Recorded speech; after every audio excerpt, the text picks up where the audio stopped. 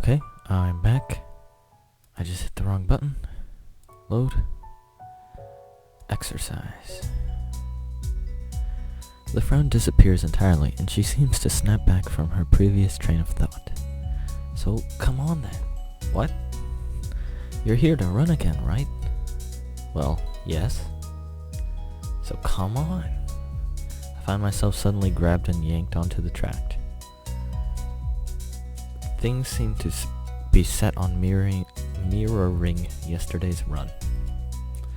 That is, I seem to be struggling, while Emmy moves with an effortlessness that I find enviable. It's incredibly bothersome to be so easily worn out. I know I should be patient, work towards things gradually, but it's difficult to stay positive about this. We round the track and start on our— oh, dude, you're on your first lap? Come on. Man up. Emmy seems to have grown impatient keeping pace with me and begins to pull away. This is where I gave out yesterday. You gave out after one lap? No, you gotta go for it. You'll die. Take it easy. I let Emmy go with her own pace, and she doesn't show mercy, pulling half a lap ahead of me in an instant. I don't blame her. I mean, it's not as if I'm really putting up any sort of real fight out here, is it? Instead, I'm just running at a steady pace, which is what I should be doing, right? There's no need to go pushing my limits at this stage of the game. God, is this even worth it? As we finish the second lap, I break off again. Emmy keeps on going, and it seems to me that she's disappointed. Well, that's stupid. I don't have anything to prove to her. Come to think of it, I've got nothing to prove to myself either. I'm just fine the way I— well, not really. You gotta do exercise so you live. And what I'm not is a runner. This is probably a bad idea. Maybe there's something else I could do instead of this. Getting up this early sucks anyway. There's got to be some other way to keep healthy. Walking, maybe? Nice afternoon walks? Yeah, that sounds good. Running isn't for me. I wave to Emmy and head back to my room. I think I'll think of something else later.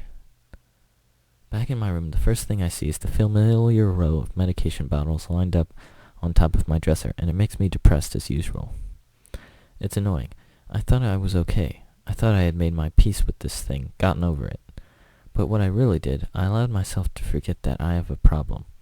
Being here really reminds me of the reality, and trying to fight against it just hurts. Reflecting on it is only going to do so much. I've done this before, for months. It seems like it's time to get over it. If I allow myself to forget that my life is definitely not going to be as long as those of others, I won't get anywhere. My life may be different from others, but it is a life in progress. That is how I'll rationalize it. I down the usual handful of pills, trying to push the sudden dreary feeling out of my head. Then I prepare to head out to class early, as usual. Not Kenji, please. As I step into the hallway, I notice Kenji coming around the hallway corner, stealthily making his way over to his own room with a large bag. As he sneaks past me soundlessly like a ninja hiding in plain sight, I call out to him. Hey! He jumps at the sound of my voice. Oh, hey man, I didn't notice you there. I'm really tired. I think it's more like he didn't see me, but that's not the issue. Where have you been this early? Shopping? Nah, I wasn't shopping. Sometimes I have to visit the math teacher. Yeah, I figured it'd be a good idea to find out when the next exam is, since he tells you in advance if you want. So then, what's in the bag?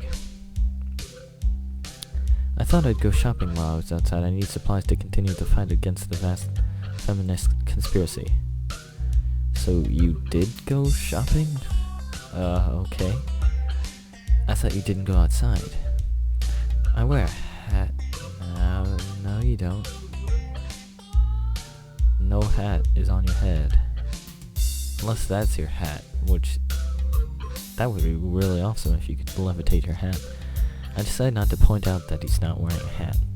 An awkward silence settles between us, and then Kenji breaks it by pushing his door open slowly, releasing a cracking sound into the air that only makes the moment seem more awkward. He sets the bag down inside the room and then closes the door. I'm surprised you went out of your way to find out a test date. Trying to take advantage of an opportunity to study is pretty diligent. I never study. Why is he so angry? Oh. I just wanted to know when the next test day was. I'm still gonna take it, duh. I need to know so I know what day I can't afford to skip class. He usually sends out updates on that crap by phone, so I had to step out and check up on it. And why do you have to go out when you can get it on your phone? I don't carry a phone. What? You're like a walking paradox. What do you mean you don't carry a phone? You mean you just leave it at home? Nah, I don't use phones. I don't have a phone. Phones? I have no phone. Why don't you have a phone? How can you not have a phone? No phone at all? No phone? Yes, Hisao. He does not have a phone. I actually just got a phone. Like, this year. Like, my first phone. Because I don't know, I didn't feel like I needed one for the longest time. I just don't like phones. Actually, I'm kind of scared of them. I don't know why. I think it's some kind of repressed trauma. But basically, when I hear a phone, I get nervous. It's my darkest secret. I have two theories on it. Either I have some fear of receiving some undefined, ominous, life-altering doom call, or I was beaten with a phone in the past. Beaten so badly I can't remember it. Beaten in the head. Well, where else could I get beaten with the phone that would make me unable to remember it? The ass? Unexpectedly logical. I feel very depressed now. Sensing this conversation is more or less over, Kenji opens his door again and prepares to head inside. Yeah, I'm going to sleep, dude. Have a good one. Class is going to start in like 20 minutes. I already did something today. Too tired to go to school. Hey, you need some lip balm? I accidentally bought two because I thought the store had started selling individual AA batteries. That doesn't even make sense. Thanks, but no thanks. Whatever, man. I don't want your lip balm. Just calm down. He swiftly enters his lair, finally letting me to go to class. For a change, I'm not among the first ones to come to morning class. Instead, almost everyone seems to be here already. I recognize most of my class by their faces now, though the names escape me still. The class goes on lazily. I think I'm starting to get into the rhythm of school. I've even stopped worrying about taking notes and being overly attentive. The first days I was pretty high-strung in class. Utao finishes his lecture about electricity early, but continues with a pause about the festival. So, as you know, the festival is on the day after tomorrow. I hope everyone's projects are going to be successful this year. Have a good time, but also come Sunday, please keep the meaning of this festival in your minds. Games and fried food. Everyone bursts out in laughter, and so do I. Yes, thank you, Mikado. What? I didn't even have time to read that. The remainder of his sentence is buried beneath the ring of the lunch bells, and everyone starts packing their things. Utao deliberates for a moment, but since almost nobody seems to pay attention anymore, he gives up and sits down. It's crowded in the hallway, or as crowded as hallways in this school probably get. Most of the students seem to be heading down for the cafeteria. Oh, hi. You're actually wearing a uniform. That's weird. Hisao. I'm going to make you a one-time, only super extra special lunch offer. Emmy's homemade lunchboxes and the privilege of enjoying them in private with two bombshell beauties. Her overly flirtatious sales pitch echoes in the hallway, a remarkable feat since it's full of people. Emmy strikes a very confident-looking pose, as though in an attempt to one-up her own ridiculousness, puffing her very modest chest and making the V for victory sign with her hand. No, she doesn't have that. Sounds delicious. To what do I owe this honor of being invited? You stood there looking really lost and sad, so I thought you could use some company. That's probably the most depressing reason imaginable. Yeah, that's pretty depressing. Maybe you should stop looking so depressed, Hisao. Come on. So how about it? You're probably really lonely and would eat that awful cafeteria food all alone otherwise. Probably not. But okay. I'm kidding. Sure, I'll have your lunch offer with pleasure. Oh, I didn't even get a choice. Let's go to the roof. The roof? Why the roof? Because that's where we eat lunch. Someone said, what's her name? Tezuka Rin Tezuka, said she's on lunch, and she said she was friends with the athlete, Emmy. I paused. Oops. Continue. And if I don't get up there, then she'll probably wander off, and then I just know she'll go hungry because she never packs a lunch for herself. Who will? Come with me. Without answering my question or waiting for a response, she grabs me by the arms and drags me through the hallways. I attempt to make conversation on the way. Why do you have an extra lunch? Emmy smiles guiltily. Actually, it's yesterday's lunch. Are you kidding me? I slipped in a run at lunch and forgot to eat it. Huh.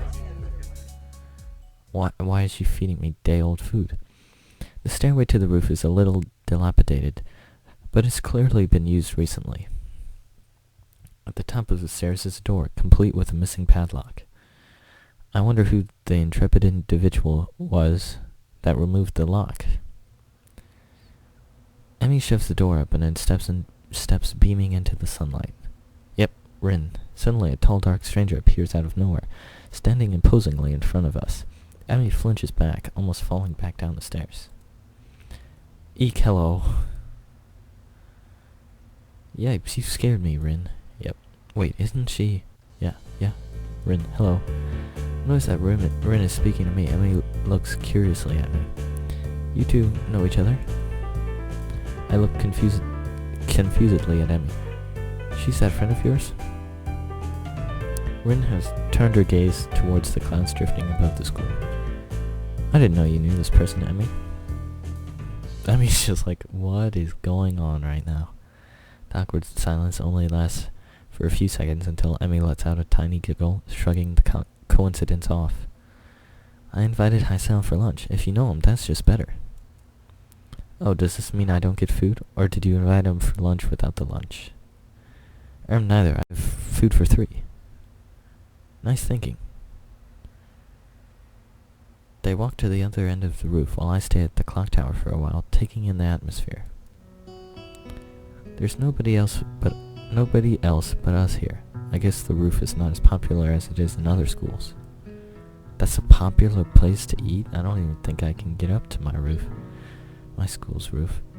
A few rundown benches and tables are scattered around the edges, perhaps in an attempt to make the rooftop look less desolate. Small pebbles covering the roof rattle beneath our feet. I peek through the chain link fence and take a look around the school grounds and beyond. Students are strolling in pairs and groups around the quadrangle. Quadrangle? Is that a word? And at the cafeteria. A few delivery trucks are driving past past the school towards the convenience store nearby. Somewhere a watchdog barks at a passerby. Somehow when I look towards the town center, the small town feels strikes me very strongly, almost palpably. The hectic lifestyle of big metropolises seems so far away and foreign here. Nobody has to run to catch a bus like that, like their life depended on it, or get their senses overloaded by the neon lights and traffic jams. I feel surprisingly optimistic about this new life of mine, looking at my new hometown, even if it's going to be mine for only one short year.